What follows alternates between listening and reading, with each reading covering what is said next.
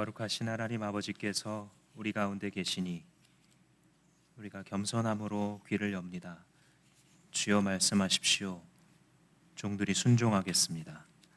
예수님 이름으로 기도합니다.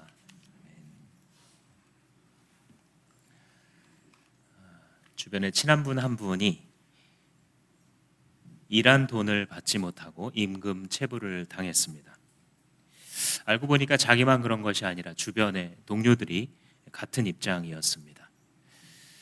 돈이 밀리니까 다음 달에 주겠지, 다음 분기에 주겠지, 하반기에 주겠지, 내년에 주겠지 하면서 계속 임금 체불이 되었는데 나중에 알고 보니까 80여 명이나 되는 사람들에게 수십억의 임금을 체불한 이런 상황이었습니다. 대부분은 그것을 참고 이야기하지 못했는데 그 이유는 다음 해에 재계약이 돼야 되기 때문이었습니다. 아무 말도 못하고 있다가 결국은 문제가 골맞을 때 제가 아는 이분과 함께 몇몇 분들이 문제를 제기한 것이었습니다.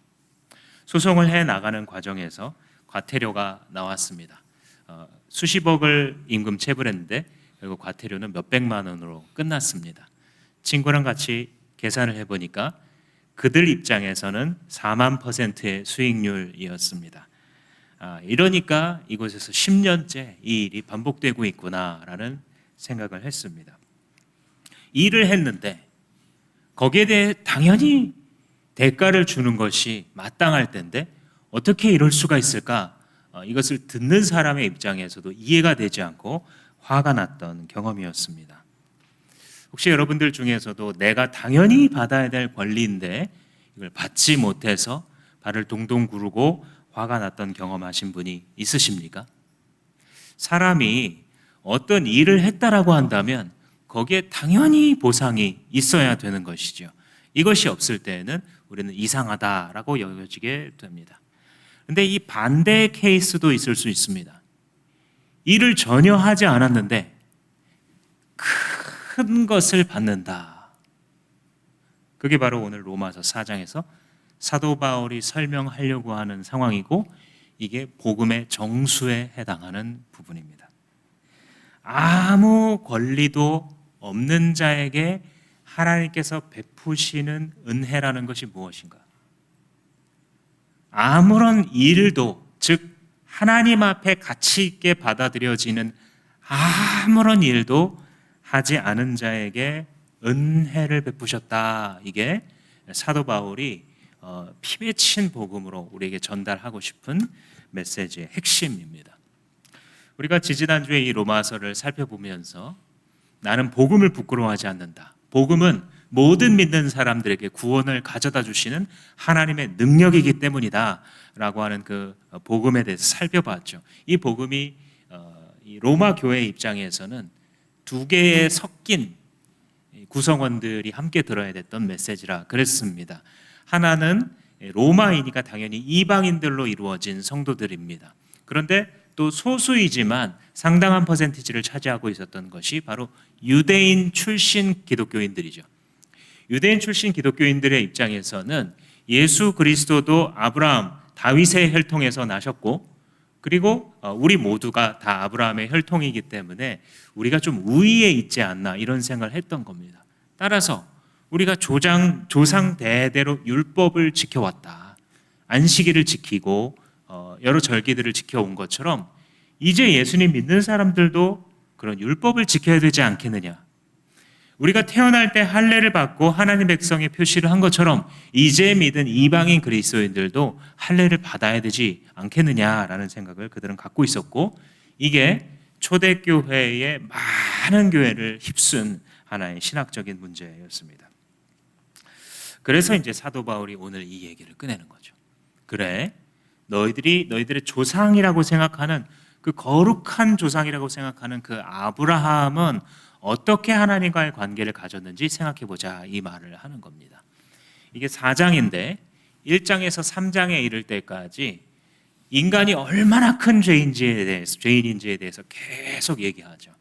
하나님께서 인간이 하나님을 배역하고 죄 가운데 기쁨 누리기를 좋아했을 때 내버려 두셨다 이런 얘기를 합니다. 하나님의 내버려 두심, 이게 가장 무서운 겁니다. 하나님과 우리와의 관계에 있어서 하나님께서 우리에게 매를 때리시는 것은 무서운 일이 아닙니다. 그런데 내가 잘못된 길로 가는데도 불구하고 내버려 두시는 것을 유기라고 부릅니다. 가장 무서운 일입니다. 하나님께서 사람들을 죄 가운데 그대로 내버려 두셨을 때에 사람들은 온갖 종류의 죄악을 저질렀다. 이게 로마서 1장에 있었던 말씀입니다.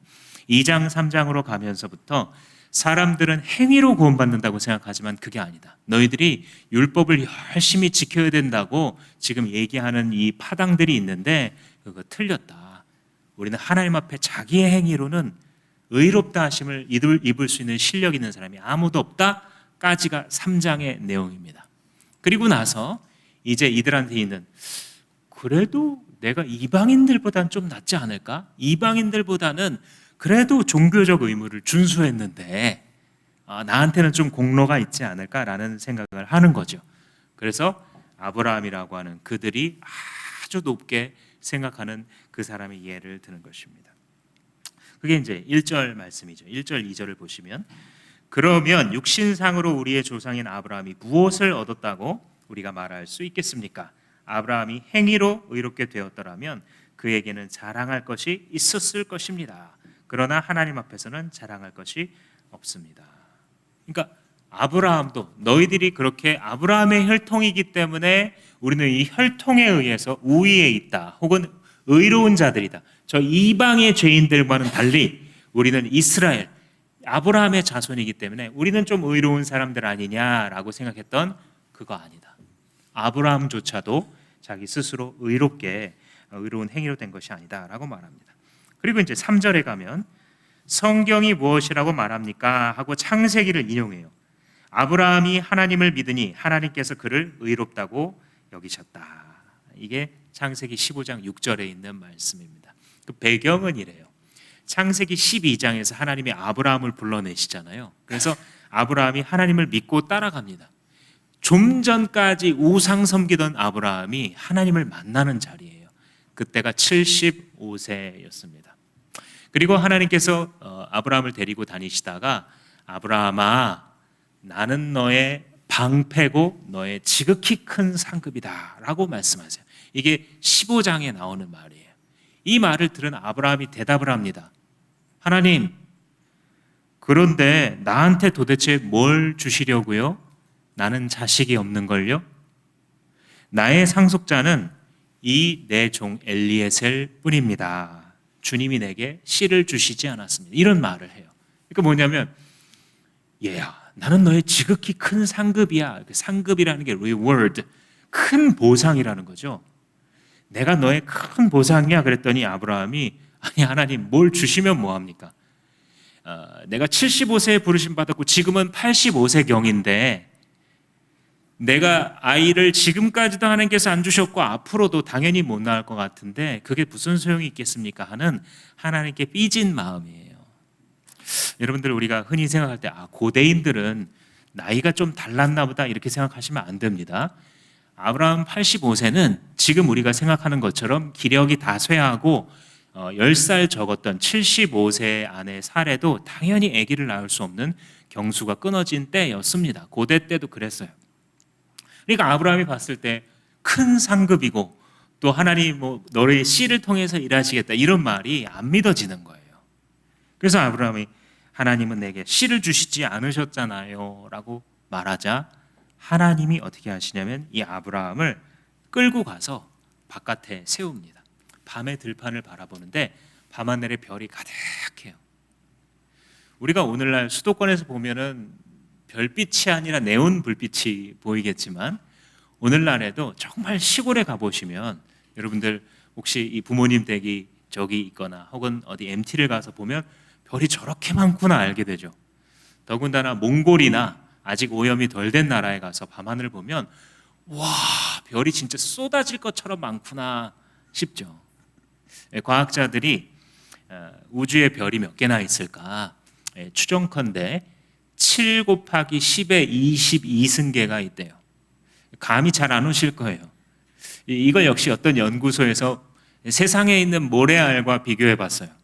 그랬더니 세계 모든 나라의 모든 바닷가에 있는 모든 알갱이의 수를 더한 것보다 더 많은 수치예요.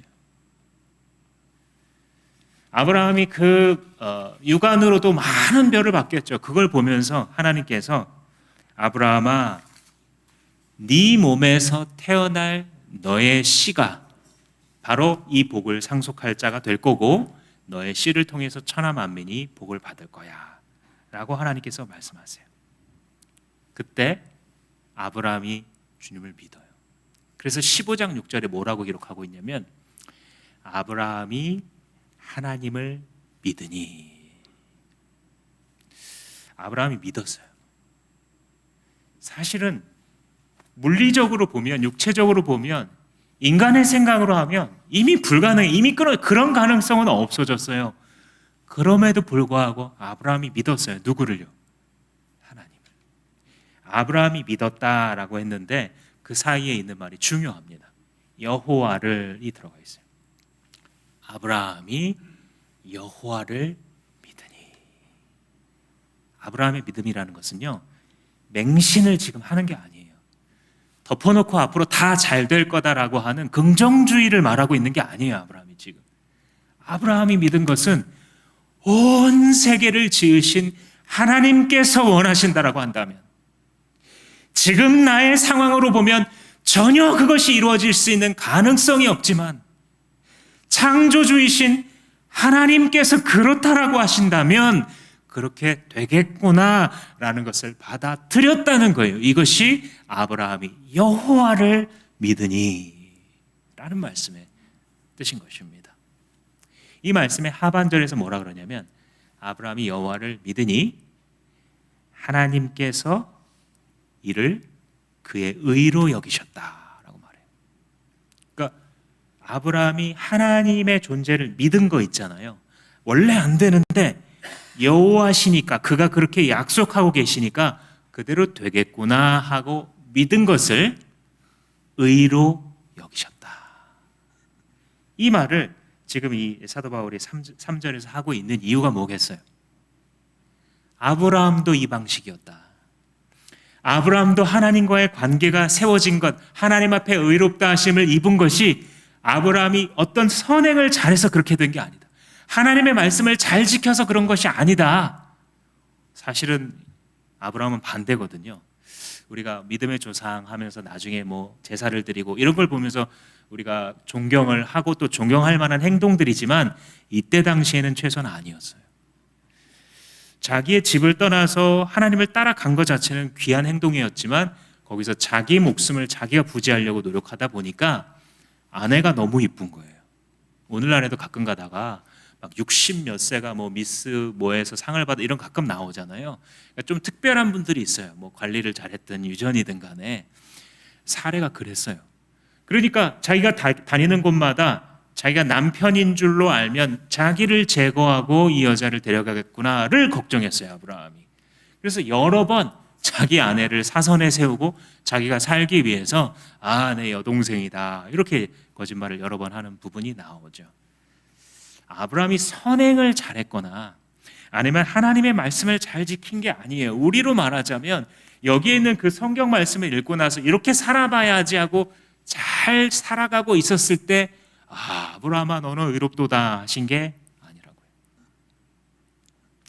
그런 선행을 하거나 하나님의 말씀을 잘 지킨 것이 아니라 그러기도 전에 하나님이 하신 약속을 믿었을 때에 그때 의로 여기었어요. 왜냐하면 그것은 하나님의 존재를 인정하는 것이, 하나님이 어떤 분이신지를 인정하는 것이 믿음이에요. 그래서 그 믿음을 보시고 아브라함 너가 옳다라고 얘기해 주신 것이죠. 그래서 아브라함이 이렇게 의롭게 됐는데 하물며 그 아브라함을 조상이라고 부르는 너희들이 의롭게 되는 방식은 어떻겠느냐 이런 논리예요. 그죠? 너희들도 똑같은 방식으로 의롭다 하심을 입는 거다. 이걸 말하는 거죠. 왜냐하면 많은 사람들이 지금 로마 교회에서 무슨 말을 하고 있어요? 우리들은 율법을 이렇게 지켰기 때문에 혹은 아브라함의 혈통이기 때문에 우리는 의로움에 있어서 조금 더 우월하다 이런 생각을 자꾸 갖고 있잖아요. 그러니까 그거 아니다. 너희들의 조상조차도 이렇게 되었다 말을 해주고 있는 것이죠. 이게 이제 4절과 5절에 우리가 방금 읽었던 핵심이 들어 있습니다. 4절 5절을 우리 함께 읽어볼까요? 시작. 일을 하는 사람에게는 품삯을 은혜로 주는 것으로 치지 않고 당연한 보수로 주는 것으로 생각합니다. 그러나 경건하지 못한 사람을 의롭다고 하시는 분을 믿는 사람은 비록 아무 공로가 없어도 그의 믿음이 의롭다고 인정을 받습니다. 이게 핵심이에요. 복음의 핵심. 의롭게 되는, 아브라함도 이렇게 의롭게 되었고 지금 너희들도 이렇게 의롭게 되는 거야. 많은 사람들이 자기 행위를 자랑하고 자기 혈통을 의지하고 있을 때 사도 바울이 복음의 핵심을 가르쳐주고 있는 거예요. 근데 여기서 이제 한 가지 우리가 조금 더 묵상해 봐야 될 표현이 있습니다. 일을 하지 않았다. 일을 하지 않은 자에게 그의 믿음을 의로 여겨주시는 분, 이런 설명을 하고 있잖아요. 근데 일을 하지 않았다라는 말을 당시의 청중들이 들었을 때 상당수는 가만히 있어보자, 내가 아무 일도 정말 안 했나 싶은 분들이 있었을 거예요. 오늘날에도 사실 마찬가지. 이 구절을 읽으면서 내가 정말 아무 일도 안 했나 하나님 앞에서 싶은 분들이 있을 겁니다. 11조도 드리고 예배의 의무도 지키고 안식일의 의무도 지켰기 때문에 그래도 다른 사람들보다는 나는 일을 한 사람 아닌가 하나님 앞에서. 그래도 어느 정도는 나는 메리트가, 공로가 있는 사람이 아닌가, 이런 생각을 할 수밖에 없어요. 그래서 우리는 공로가 무엇인지 잘 정의해야 돼요. 제가 사실 이제 이 부분에 마르틴 루터 선생님을 좀 초청하고 싶은데 직접 초청할 수는 없으니 그의 저작을 제가 잘 소화해서 지금 거의 베끼듯이 이 마르틴 루터가 이 부분을 어떻게 설명하는지를 여러분들과 그 중심으로 나누려고 하는데, 루터가 어떤 설명을 하냐면 로마서에서 이야기하는 개념들을 잘못 정의하면 여러 번 읽어도 소용이 없다는 말을 해요. 여기 나오는 율법이 뭔지, 행위가 뭔지, 공로가 뭔지, 은혜가 뭔지에 대해서 쭉 정의를 다시 해요. 공로라는 게 뭐냐? 어떤 법에 허용되어 있거나 금지되어 있는 것을 그대로 따르는 걸 공로라고 부르지 않아요. 그러니까 어떤 법에서 훔치지 말아라, 그러면 안 훔치고, 혹은 이 세금을 내라, 그러면 이제 세금을 내고, 이 법을 어기지 않는 것 자체를 사람들은 공로라고 받아들여요. 자동적으로. 나는 지켰어, 양심적인 시민이야, 하나님의 말씀을 따른 사람이야, 이렇게 생각하면서 그것을 자기의 의로 가져간단 말입니다. 이걸 공로로 생각해요. 근데 로마서를 가만히 읽어보면 그게 공로의 뜻이 아니에요. 하나님의 법을 내가 지킴으로써 공로를 얻는다라고 생각하면 그 다음에 로마서를 읽은 것이 하나도 이해가 안 되는데, 왜 그러냐 한다면 마음속으로 그 법을 순종하지 않더라도 외면적으로 그 법을 행할 수가 있는 거예요. 사람은. 이해가 되십니까? 그런데 하나님께서 사람을 판단하실 때는 내면을 따라서 판단하세요. 하나님의 법이라는 것은 사람의 마음속에서 성취될 때 지켜지는 거예요. 단지 어떤 하나의 행위가 있습니다. 거짓말하지 말아라, 도적질하지 말아라. 이 어떤 행위를 한다고 해서 하나님의 율법을 만족시킬 수 있는 게 아니에요. 겉으로는 그 행위를 하고 있어요. 물론 도적질하지 않아요, 거짓말하지 않습니다. 그런데 속으로는 반대된 생각을 가질 수 있다는 것이죠. 그리고 겉으로는 그 행위를 하고 있지만 속으로는 반대된 생각을 가지고 있는 자에게 하나님의 형벌이 임합니다. 예를 들어서 성경에서는 모든 사람을 거짓말쟁이다 이렇게 선언을 합니다. 시편에도 나타나 있고, 또 예수님께서 무슨 말씀을 하시냐면 너희들은 너희 아비 마귀에게서 태어났다. 너희 아비 마귀가 어떤 자이냐면 그 속에 진리가 없기 때문에 자기 속에 있는 것을 가지고 말하는데 그것이 거짓이다. 그래서 거짓으로 늘 말을 한다. 이 말은 뭐냐면 너희들도 그 자식이라 입만 열면 거짓말이다, 이 뜻이에요. 오늘날의 농담처럼 저놈 저거 입만 열면 구라야, 이렇게 농담처럼 나쁜 사람을 지칭할 때 말하잖아요. 사회에서는. 성경은 뭐라고 말하냐면 당신이 입만 열면 거짓말하는 자라고 말하는 거예요. 예수님께서 그렇게 말씀하시는 거예요.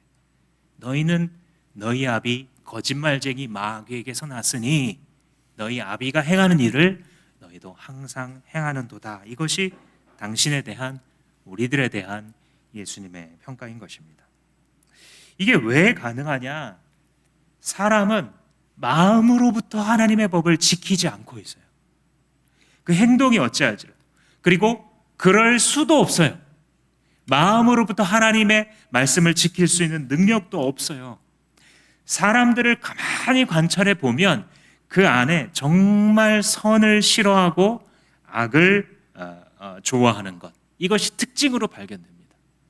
좀 괜찮은 사람인 줄 알았는데 숨겨진 그 속에는 악을 좋아하고 있어요. 때로 우리가 큰 실망을 해요. 어떤 사람한테 정말 훌륭한 줄 알았는데 어떻게 저럴 수가 있는가 나중에 밝혀져요. 근데 여러분, 사실 너무 놀랄 거는 아니에요. 성경이 이미 말하고 있어요. 모든 사람은 마음 속에서 선을 싫어해요. 그리고 악을 사랑하고 있어요. 아니라고 발버둥 쳐도 내 기준이 아니라 하나님 보실 때 우리가 그렇다라는 것을 성경은 이야기합니다. 자, 그러면 내가 내면에서 선을 선택하지 않고 있다라고 한다면 하나님의 법을 지키는 것일까요? 하나님의 법에 규정된 그런 행동들을 한다고 해서 마음속으로부터도 지키지 않는 그것을 정말 성취했다라고 말할 수가 있나요? 그럴 수 없죠. 겉으로 볼 때 사람들이 살아가는 그 모습이 여러 가지 좋은 일을 해요. 저 사람이, 내가 좋은 일을 하고 명예로운 삶을 살고 있는 것처럼 보인다 할지라도 결국은 죄가 들어오게 되고 하나님의 진노가 불러일으켜지는 것이 바로 저와 여러분들의 삶입니다. 따라서 우리가 이런 진리를 통해서 도출할 수 있는 한 가지 아주 합리적인 결론이 있습니다. 그것은 무엇이냐면 당신은 당신의 마음 깊은 곳에서부터 하나님의 법을 미워하고 있습니다. 이게 성경의 진단이에요. 그렇기 때문에 예를 들어 나 자신이 마음 속에서부터 거짓말쟁이이고 실제로도 거짓말쟁이가 될 수 있다라고 한다면 다른 사람들에게 거짓말하지 말라라고 말하는 게 무슨 의미가 있겠습니까? 그런 사람이 사람들 앞에 서서 거짓말하면 안 됩니다 라고 가르치는 것이 도대체 무슨 소용이 있겠습니까? 바리새인들이 늘 가르쳤죠. 간음하지 말아라, 살인하지 말아라. 그런데 예수님은 말씀하세요. 너희 마음속으로부터 간음하고 있는데 그런 너희가 간음하지 말라고 가르치는 것이 도대체 무슨 소용이 있겠느냐? 소경이 소경을 가르치는 것 아니겠느냐? 하나님의 법은 영적인 거예요. 그래서 영적으로만 성취될 수 있습니다. 우리가 행하는 그 행위가 내면에서부터 우러나온 것이 아니라고 한다면 하나님의 법을 아무도 지킬 사람이 없는 것입니다. 그러므로 하나님의 법에 규정되어 있는 행동들을 겉으로 하는 거랑 하나님의 법을 성취하는 것이랑은 별개의 문제구나라는 것을 알 수 있습니다. 종이장 한 장처럼 보여요. 어쨌든 그 사람은 지켰잖아 이렇게 보여요. 어쨌든 나는 그 말씀대로, 어쨌든 나는 이 성경에 있는 말씀대로 간음하지 않았잖아, 누군가를 살인하지 않았잖아, 도둑질하지 않았잖아. 겉으로 드러나는 행동은. 그러나 그렇다고 해서 그것이 그 말씀에 담긴 하나님을 만족시킨 것은 아니다. 사람이 할 수 있는 것은 무엇이냐? 자기의 의지를 가지고 할 수 있는 것이라는 것은 기껏해야 하나님의 법에 묘사된 행위를 흉내낼 수 있는 것일 뿐입니다. 그럼에도 불구하고 그가 하는 모든 그 행위들은 결국은 하나님의 법을 사랑하지 않는 마음에서 비롯된 거예요.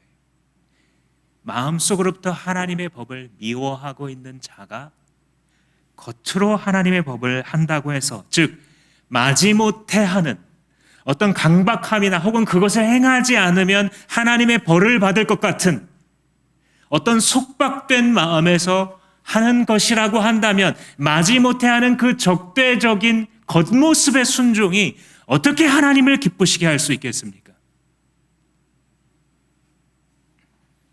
그래서 바울은 결론 내리기를, 사람이 의롭다 하심을 받는 것은 행위로 되는 것이 아니다 라는 말을 하는 것입니다. 그러면 도대체 하나님의 법이란 것은 어떻게 성취가 될 수 있는가? 속박되지 않은 자유로운 사랑으로 그 율법이 요구하는 바를 충족해야 돼요. 뭔가 누가 강요를 하거나 위협을 해서 그 하나님의 법을 겉으로 지키는 게 아니라 자유의사를 가지고 기꺼이 하나님의 법과 하나님의 길을 사랑으로 따라갈 때 그 하나님의 법이 성취되게 되어 있는 거예요. 그런데 문제는 뭐냐면 그게 없어요, 우리 속에. 하나님의 길을 사랑하고 하나님의 법을 사랑하는 마음을 나 스스로 생산해낼 수 있는 능력이 우리들 중 어떤 사람도 아무도 없는 것입니다. 누구에게서 오는가? 그러면 그 사랑은 하나님의 길을 사랑하고 하나님의 법을 마음속으로부터 사랑하여 성취할 수 있는 그 사랑이라는 것이 도대체 어디서 오는가? 성경은 말하기를 오직 성령께서 부어주신다. 그런데 그 성령은 오직 예수 그리스도를 자기를 대신하여 죽으신 구주로 받아들일 때에만 그 성령께서 오신다. 그런데 그 예수는 오직 복음 선포를 통하여서만 우리의 영 안에 보일 수가 있고 믿어지게 된다라는 것입니다. 복음은 선포합니다.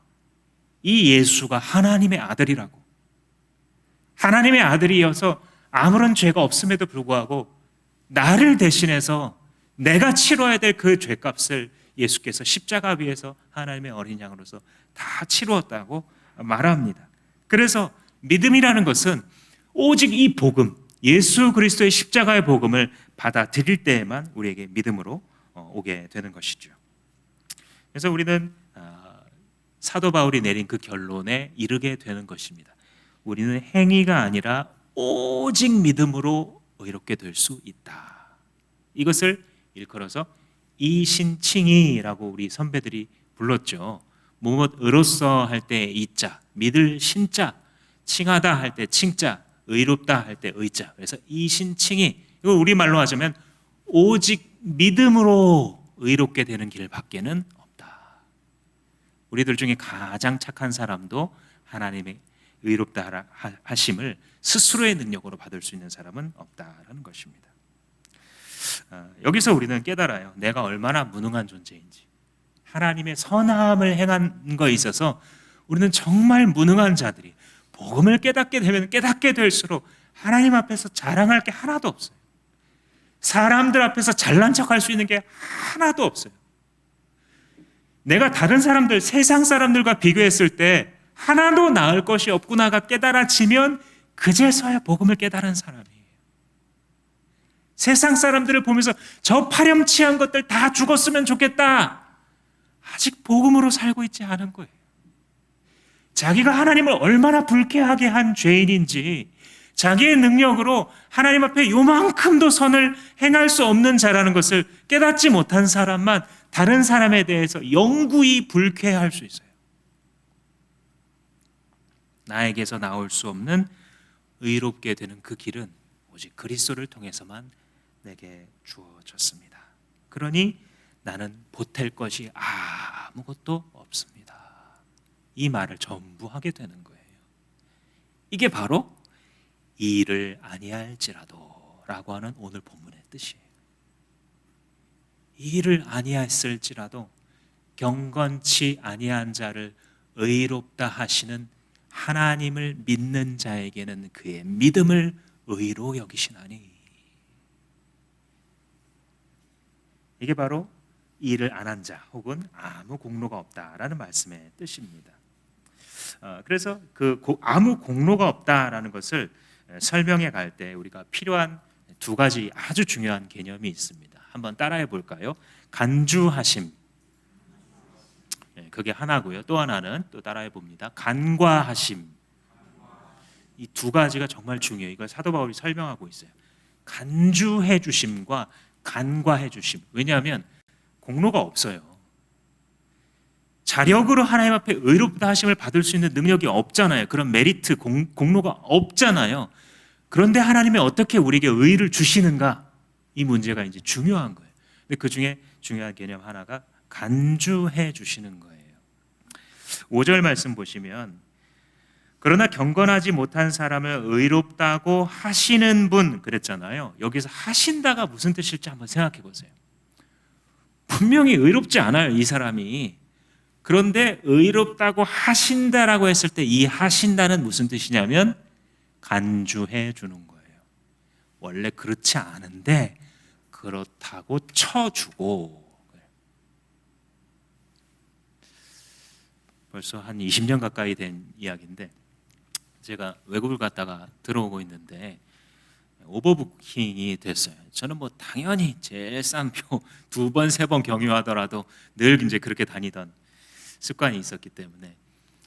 그런데 이제 제 자리가 없다고 잠깐 기다리다가 그러더니 잠깐 따라오라 그러더니 비즈니스석으로 승급을 시켜주는 거예요. 그래서 와, 여기는 발을 다 뻗을 수가 있구나 그러면서 이거 누울 수도 있겠는데 그러면서 너무 기분이 좋더라고요.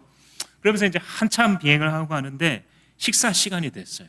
그때 마음속에 기대 반 우려 반 올라옵니다.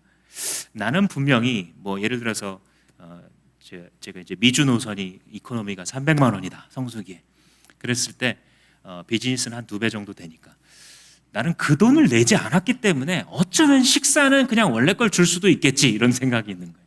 또 한편으로는 아니야 그래도 몰라 여기까지 안 쳐줬는데 밥도 비즈니스 밥으로 주지 않을까라는 이 기대감이 동시에 있었습니다.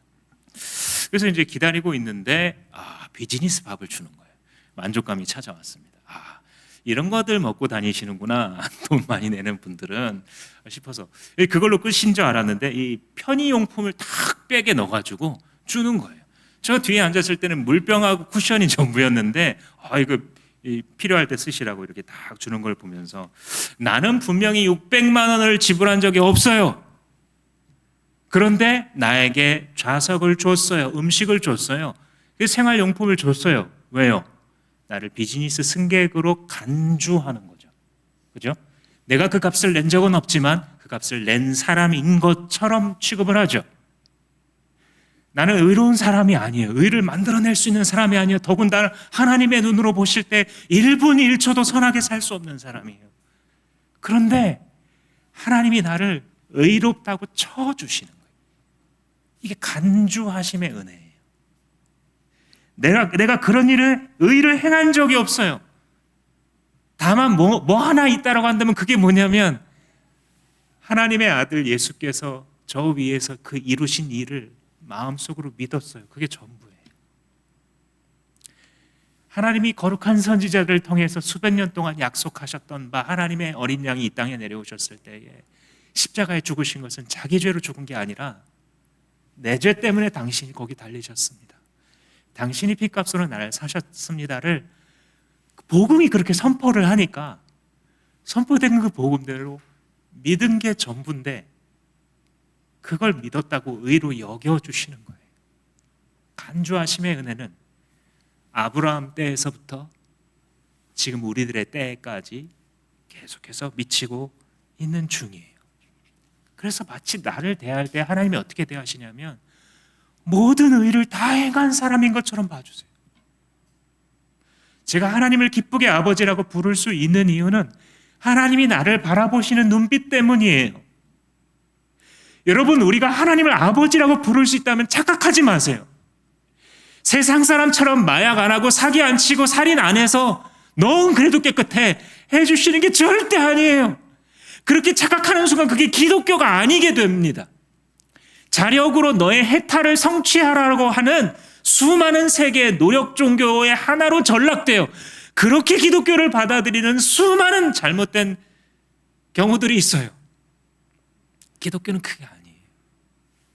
아들이 이루신, 하나님의 아들께서 십자가 위에서 이루신 그 일을 받아들인 거 하나밖에 없는데 내가 마치 그 의를 다 행한 사람인 것처럼 봐주시고 간주해 주시고 그렇게 취급해 주시기 때문에 여러분들을 향하신 하나님의 시선은 항상 따뜻한 거예요. 당신이 그리스도 안에 있다면, 당신이 그리스도의 피로 씻겼다라고 한다면, 당신이 그리스도를 구세주로 영접하고 진심으로 모셨다라고 한다면 하나님이 당신을 향하신 시선은 영원히 사랑이에요. 심지어는 내가 실수하고 넘어질 때에도. 그래서 그리스도의 복음을 이룬 자들은 행위를 가지고 자기의 신앙을 판단하지 않아요. 어떤 사람의 미숙한 행위를 보고 그 사람의 신앙 여부를 판단하지 않습니다. 자기가 이 많은 것들을 다 용서받고 간주하심의 은혜를 입었기 때문에 그것 자체로도 주님을 바라볼 때마다 어이구, 이거 정말 내가 받아도 돼요? 내가 정말 하나님의 이런 시선을 받아도 되나요? 주님, 내가 살아가면서 이렇게 많은 것들 누리면서 이것도 먹고 저것도 누리면서 살아도 될까요? 하는 생각으로 가득할 수밖에 없어요. 마치 탕자가 아버지 재산 다 쓰고 돌아와서 아무 공로가 없는데도 불구하고 불러다가 최상급 옷을 입히고 금가락지를 끼고 새 신을 신겨서 잔치를 베풀고 내 아들이다 하고 마치 이 아들이 평생 동안 아버지 곁에서 충성하였던 아들인 것처럼 간주하시고 그런 사람에게나 어울리는 대접을 해주는 것처럼 우리가 마치 평생 동안 아버지를 사랑하고 그의 말씀에 순종했던 사람인 것처럼 보아주시고 사랑해주시고 지금도 우리를 붙드시니 심지어는 세상의 어떤 권세자들도 우리가 스스로 저지르는 잘못된 실수까지도 하나님의 이 사랑에서 끊을 수가 없는 겁니다. 왜냐하면 우리는 원래 믿음으로 시작했으니까. 7절에 보시면 간과하심의 은혜가 기록되어 있어요. 하나님께서 잘못을 용서해 주시고 죄를 덮어주신 사람은 복이 있다.